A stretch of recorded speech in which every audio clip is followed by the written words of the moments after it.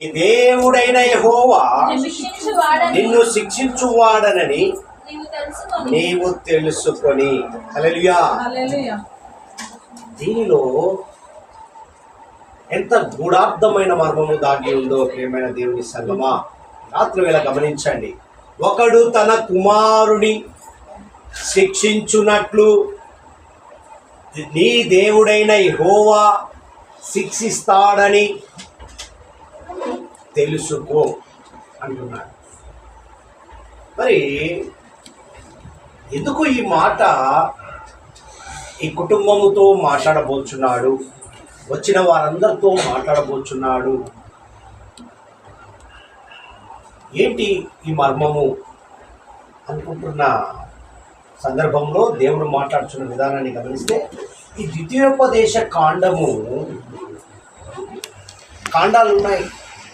ఈ ద్వితీయోపదేశ కాండము అంటేనే దేవుని పనులను జ్ఞాపకము చేసే పుస్తకం ఇది. దేవుని యొక్క కార్యాలను కనపరిచే పుస్తకం ఇది. దీనిలో నుండి దేవుడి రాత్రి వేళ మాట్లాడుచున్న మాటను గమనిస్తే, ఇక్కడ గమనించండి, ఓ చక్కని మాట ఉంది. దేవుడు తన ప్రజలను, ఎవరినండి? ఇజ్రాయేలు ప్రజలను గమనించాలి. తన ప్రజలను అనగా ఇజ్రాయేలు ప్రజలను సీనాయి ఎడారిలో దారి చూపడములో అనేకమైన ప్రయోజనాలను కలిగి ఉన్నాయి, ఉపయోగాలు ఉన్నాయని చెప్పి వారికి తెలియజేసే క్రమములో దేవుడు ఈ మాట మాట్లాడాడు. చూడండి ఎంత చక్కగా దేవుడు మాట్లాడుతున్నాడు ఈ రాత్రి వేళ. ఎక్కడండి? ఏ ఎడారిలో?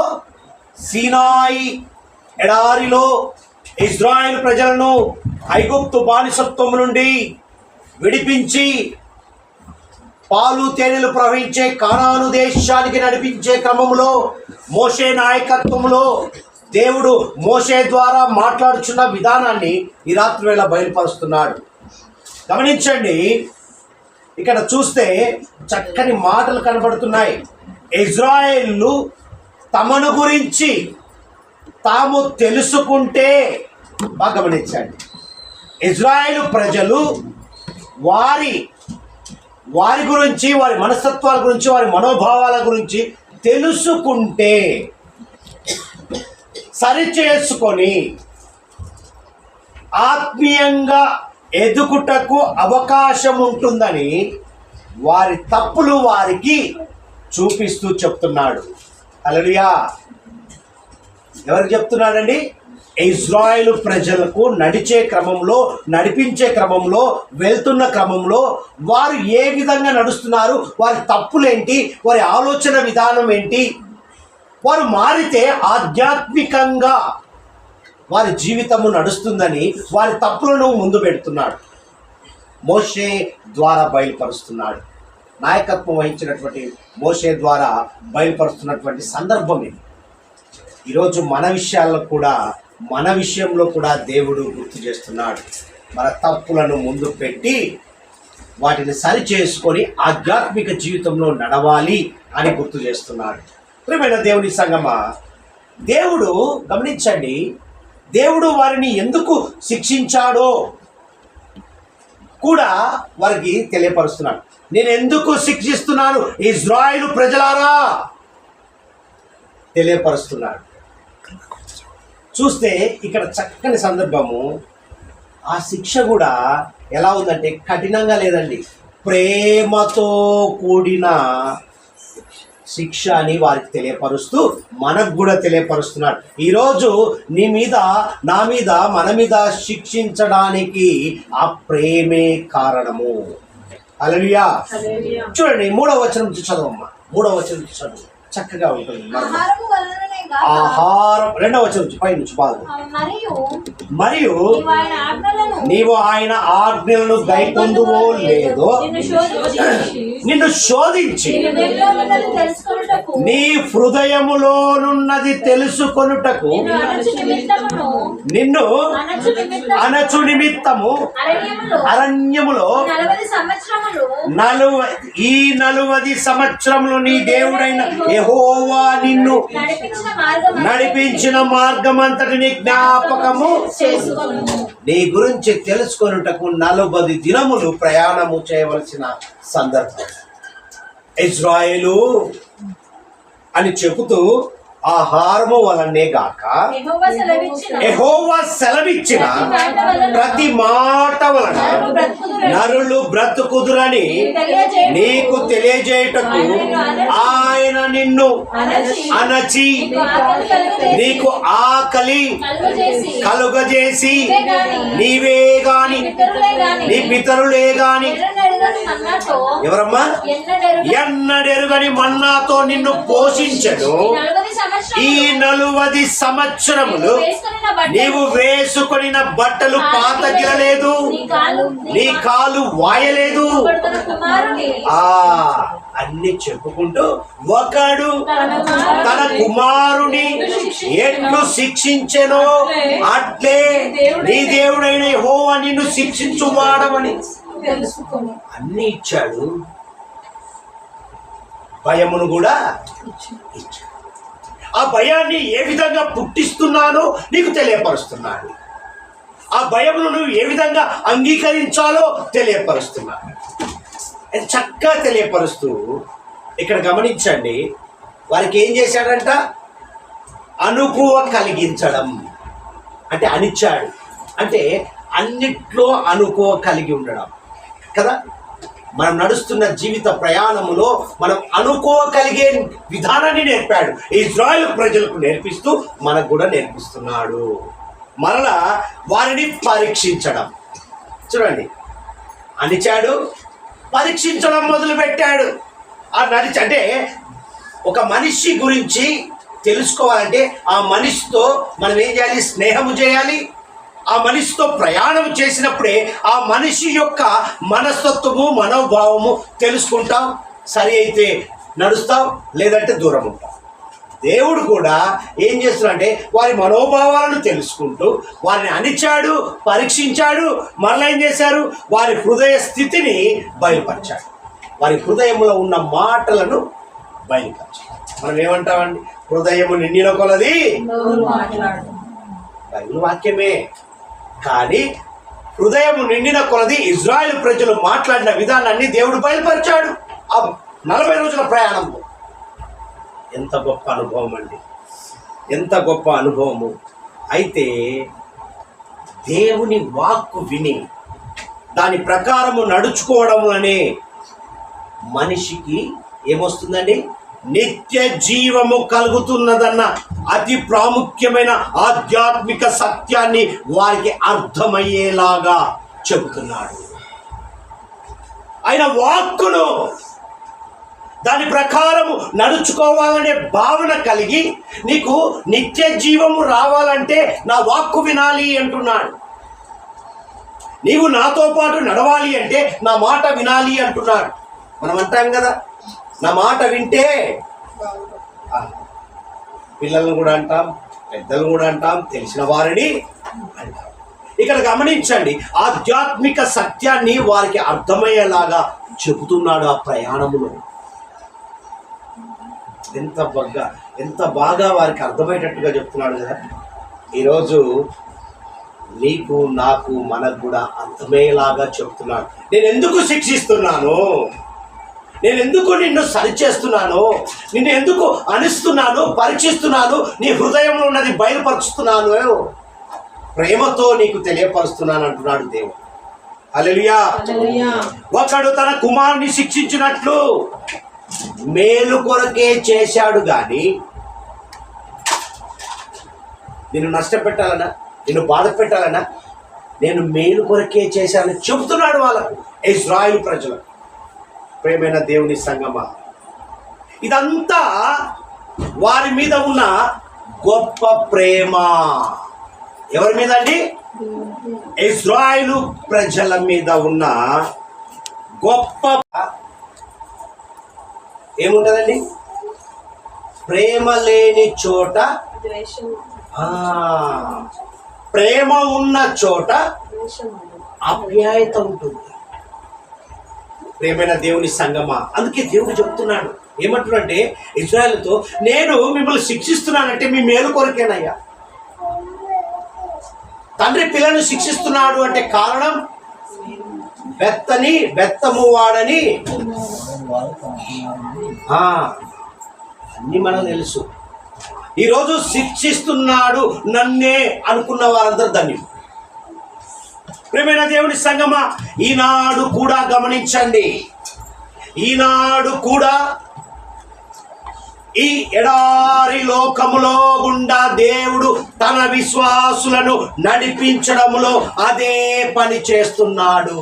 ఇశ్రాయేలును ఏ విధంగా నడిపించాడో ఈ ఎడారి లోకములో మనము నడుస్తున్న క్రైస్తవత్వంలో విశ్వాస జీవితంలో ఉంటున్న మనలను అదే క్రమంలో శిక్షిస్తూ అణచి పరీక్షించి నీ హృదయం బయట పెట్టి ఆ ప్రేమను కనపరుస్తూ నడిపిస్తున్నాడు మన దేవుడు.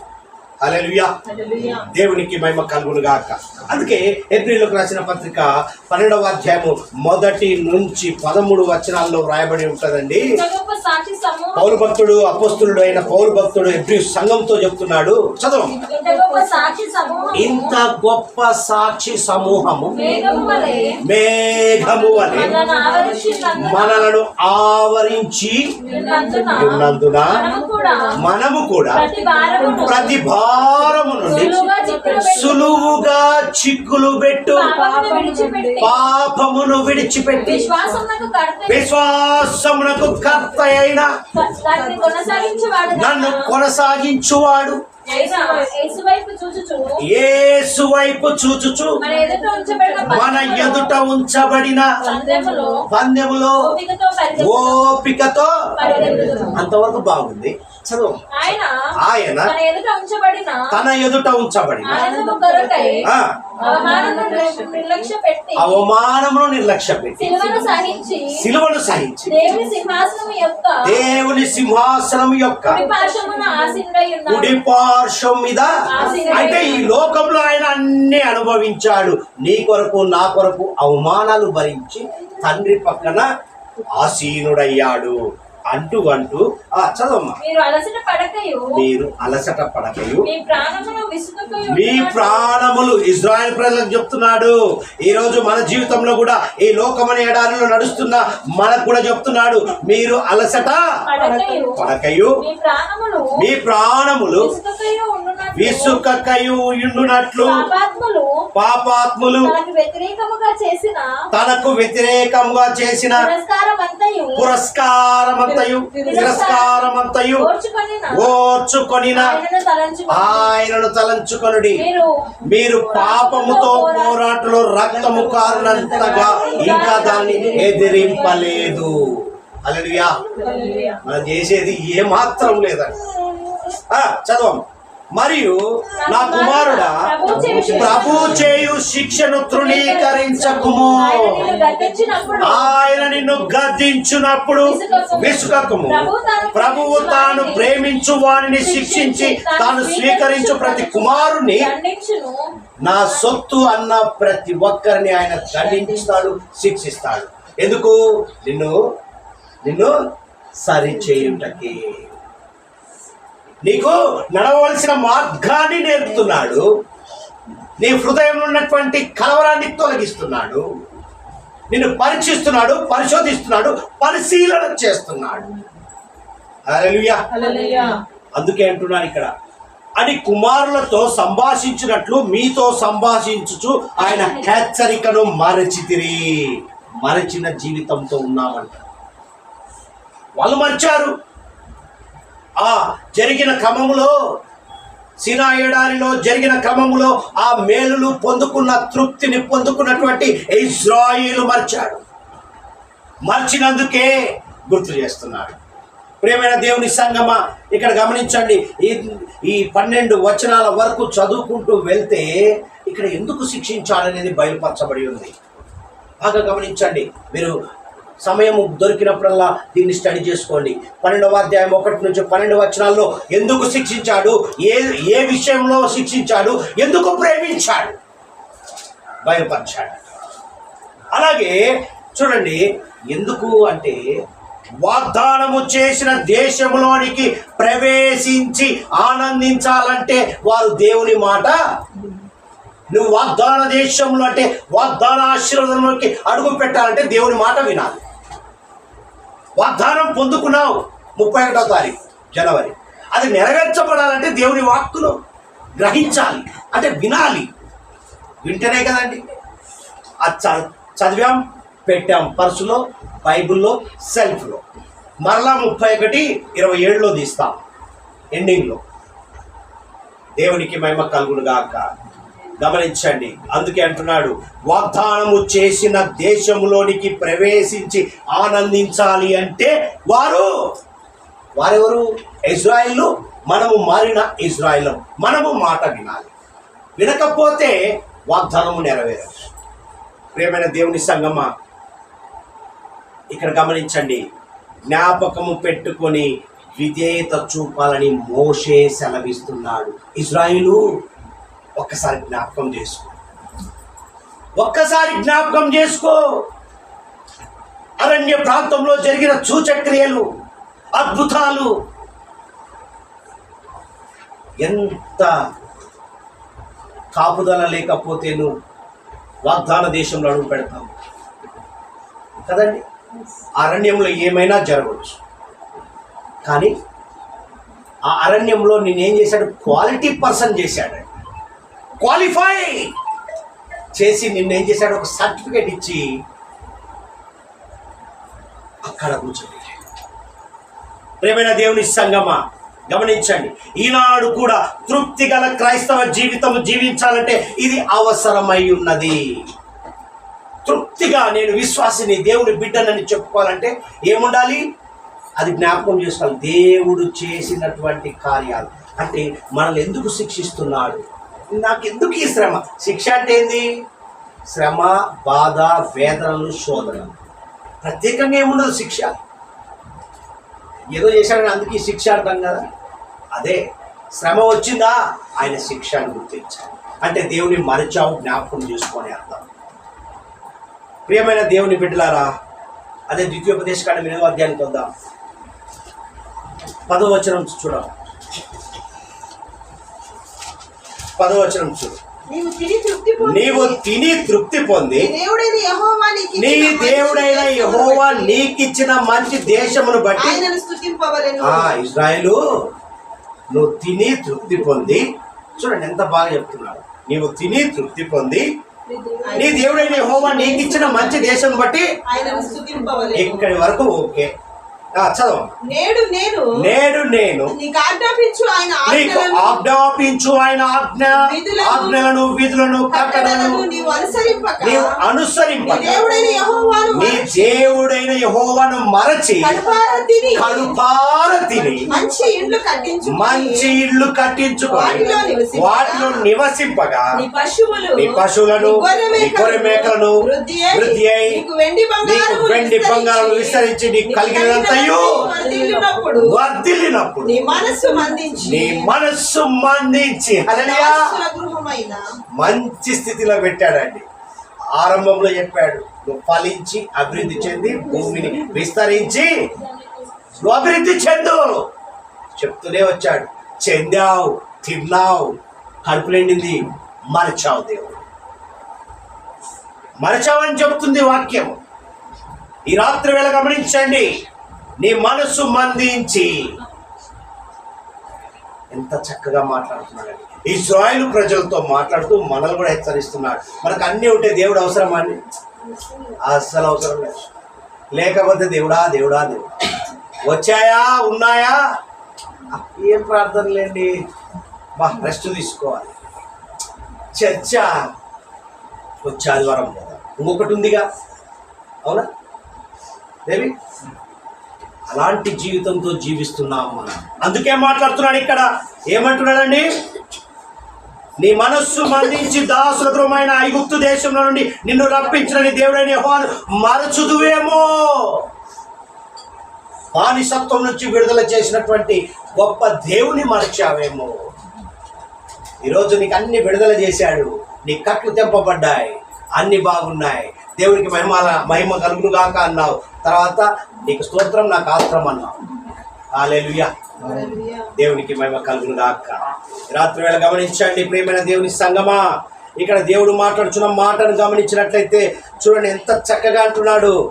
తాపకరమైన పాపములను పాములను తేళ్లను కలిగి ఎడారి అయిన నీరు లేని భయంకరమైన ఆ గొప్ప అరణ్యములో ఆయన నిన్ను నడిపించను. రాతి బండ నుండి నీకు నీళ్లు.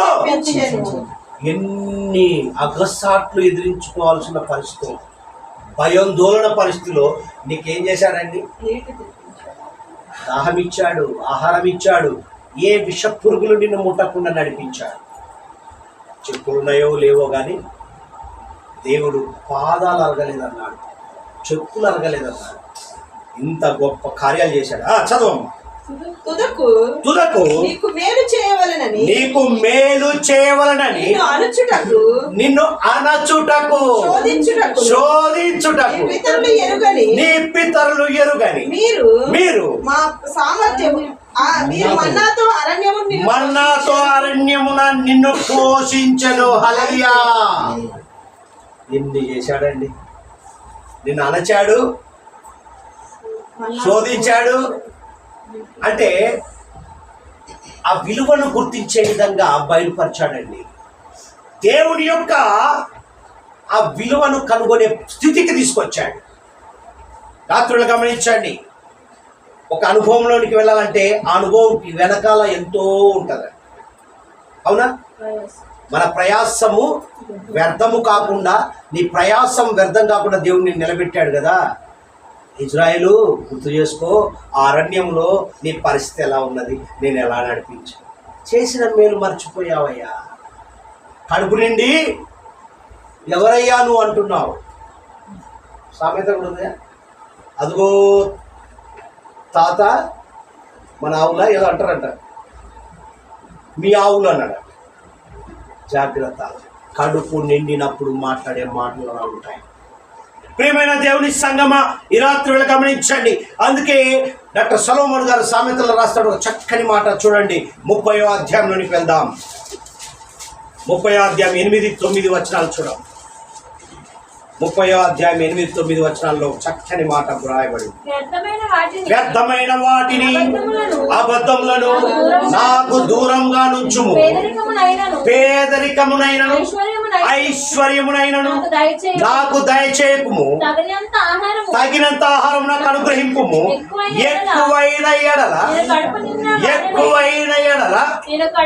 నేను కడుపు నిండిన వాడనై నిన్ను విసర్జించి యెహోవా ఎవడని అందునేమో, లేక బీదనై దొంగి నా దేవుని నామమును దూషింతునేమో. దాసుని గూర్చి చాలమ్మ. ఎక్కువైతే ఏమవుతుందండి? నువ్వు ఎవడివి అంటావు. అవునా? అందుకే శిక్షిస్తున్నాడు దేవుడు. నిన్ను ఎప్పటికప్పుడు సరి చేస్తున్నాడు. ఎక్కువైతే కక్కేస్తావని చెప్పి తగినంత ఆహారమే అందిస్తాడు. తగిన సమయంలో నీకు సహాయం చేస్తున్నాడు. ఎప్పుడు పడితే అప్పుడు చేస్తాడండి. వింటాడు వింటాడు వింటాడు, ఎప్పుడు అవసరమో అప్పుడే లేపుతాడు. నేను అడిగిందల్లా దేవుడు ఇస్తాడండి, పక్కుడికి ఇస్తాడు అంతే. నిన్ను ఇంకేం చేస్తున్నాడు? అనుస్తున్నాడు, పరీక్షిస్తున్నాడు. నీ హృదయంలో అనేది దేవుడిని ఏమంటావో తెలుసుకుంటున్నాడు. అది నీ ముందు పెడుతున్నాడు. అప్పుడు పశ్చాత్తాపడి అయ్యా నన్ను క్షమించు, పక్కోడు ఎదుగుతున్నాడు, నేను ఎదగాలయ్యా, అప్పుడు తెలుసుకుంటావు. అందుకే మాట్లాడుతున్నాడు ఇక్కడ. ఏమంటున్నాడు? యెహోవా ఎవడని అందునేమో, లేక బీదనై దొంగిలి నా దేవుని నామమును దూషించునేమో. చాలా సొలొమోన్ గారు రాస్తున్నారు. అయ్యా అందుకే నాకు తగినంత చాలంటున్నాడు. ఈరోజు నీకు నాకు మనకు తగినంతే దేవుడు ఇస్తున్నాడండి. ఎక్కువ ఇస్తున్నాడా? ఎక్కువ ఇస్తే ఏమవుతుంది? పడేసుకుంటావు. ఏం పడేసుకుంటావు? నోరు పడేసుకుంటావు. ఐశ్వర్యంతో కళ్ళు కనపడవు, బయలు కమ్ముతాయి కదా. దేవునికి మహిమ కలుగును గాక. ఈ రాత్రి వేళ గమనించండి. అందుకే హోషేయ ప్రవక్తకు దేవుడు బయలుపరిచిన మాట చూద్దాం. ఒక మాట 13వ అధ్యాయంలోనికి వెళ్దాం. 5-6 వచనాలు చూడండి. అక్కడ చక్కని మాటలు ఉన్నాయి. రాత్రి వేళ గమనించండి. అద్భుతమైన మాటలతో దేవుడు ఈ కుటుంబంలో మాటలు. హోషేయ గ్రంథము 13వ అధ్యాయం 5-6 వచనాలు చూడండి. మహా ఎండకు కాలిన అరణ్యములో ఎవరినమ్మా?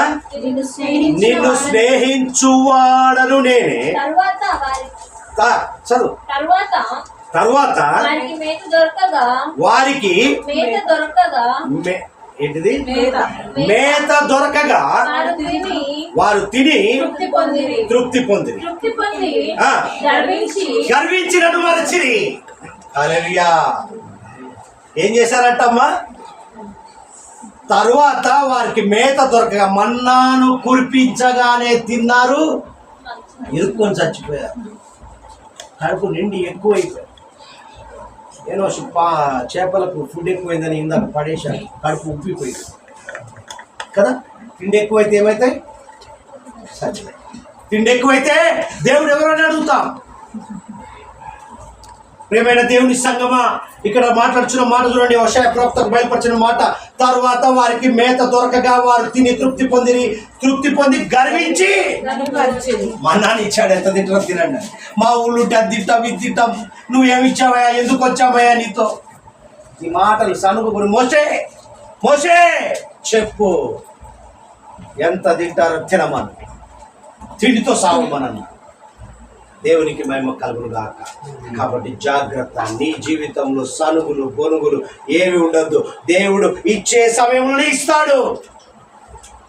నువ్వు అడిగినప్పుడు ఇయ్యాడు దేవుడు. దేవుడికి తెలుసు నీ అవసరత ఏంటో. అనవసరంగా దేవుడిని దూషించడు.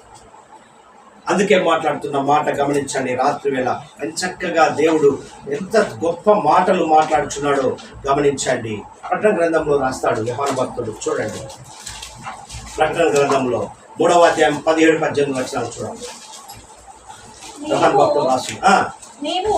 నీవు దౌర్భాగ్యుడు అంటే ద్వితీయోపదేశ కాండము 8వ అధ్యాయము 15-21 వచనాల్లో వ్రాయబడిన మాటలకు ఇది సమాధానం. 21వ వచనం వరకు ఉంటుంది. అద్భుతమైన మాటలు అవి. ఎలా శిక్షిస్తాడో, ఎలా వర్ణిస్తాడో చదువమ్మా.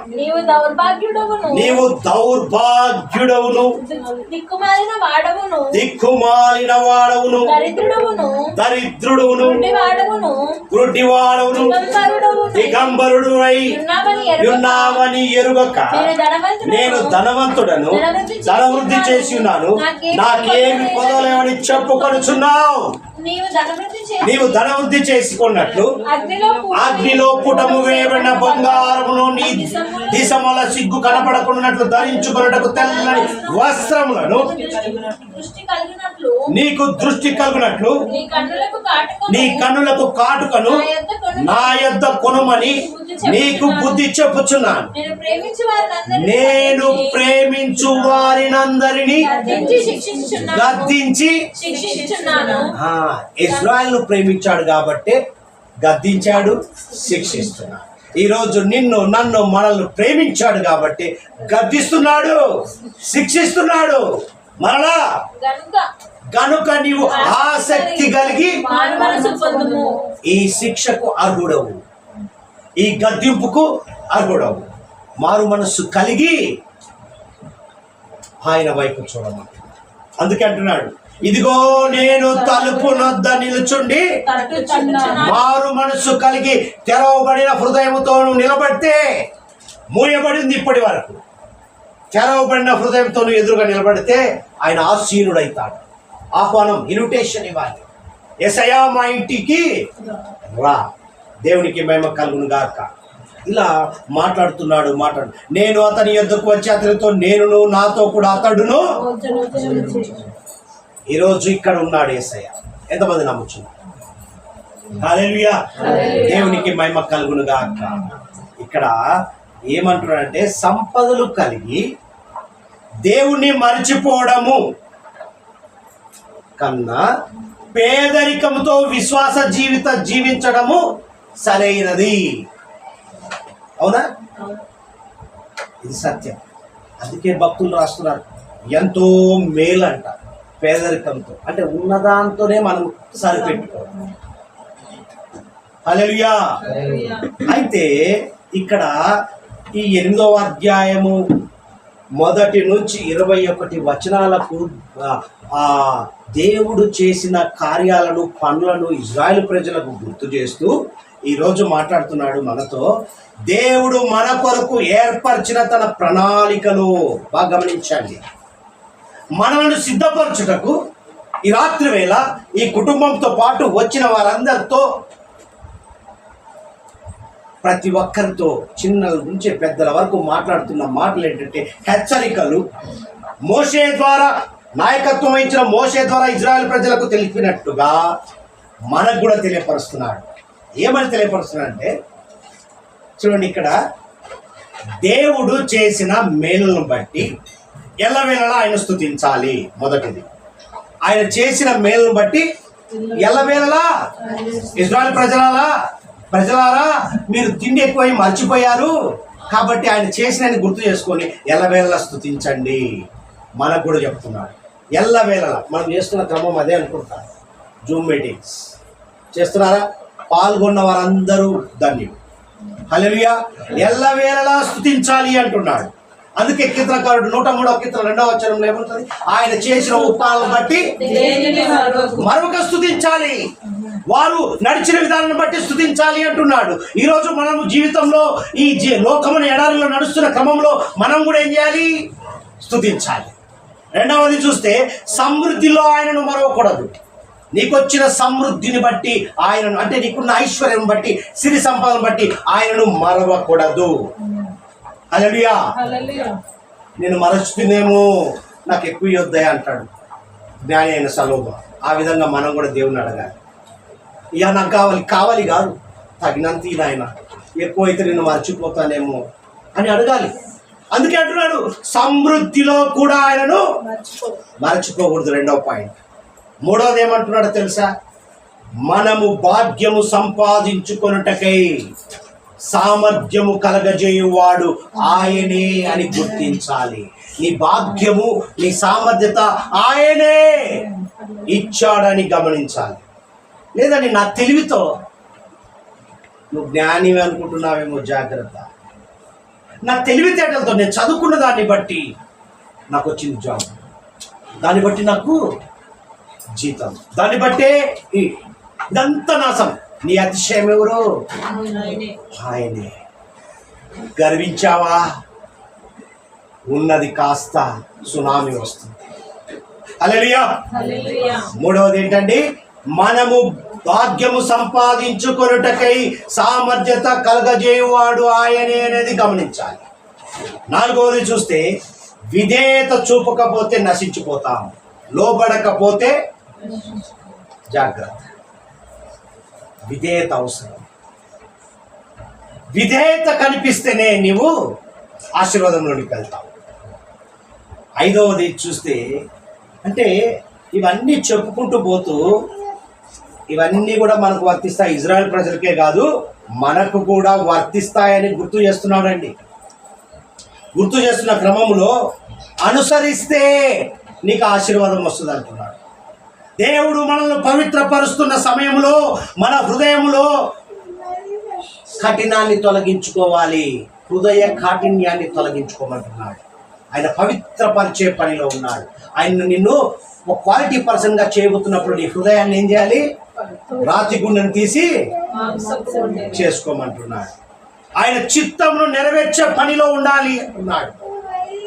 రాత్రి వేళ ఏమంటున్నాడంటే ఆయన చిత్తాన్ని నెరవేర్చే పనిలో ఉండాలంటున్నాడు. 5వ మాట, ఆయన మన మంచికే శిక్షిస్తున్నాడన్న సంగతి అర్థం చేసుకో అంటున్నాడు. చివరిగా ఆయన ఎందుకు శిక్షించాడండి? కుమారుణ్ణి తండ్రి శిక్షించినట్టుగా ఎందుకు చేస్తున్నాడు? మన మంచికే. ఇజ్రాయేలు నీ మంచికే. ఆయనకు చూడండి, మనలను మనము సమర్పించుకొని విధేయత చూపిస్తే అత్యధిక విజయము పొందుతామని పౌలు భక్తుడు చెప్తున్నాడు. పౌలు భక్తుడు చెప్తున్నాడు, ఏమంటున్నాడు తెలుసా? మనం సమర్పించుకొని విధేయత చూపించే పనిలో ఉండాలి. అత్యధిక విజయంలోనికి వెళ్తామని పౌలు భక్తుడు రోమా సంఘానికి చెప్తాడు. 8వ అధ్యాయం 37 వచనం చూడము. రోమీలకు రాసిన పత్రిక చివరిగా 8వ అధ్యాయం 37 వచనం.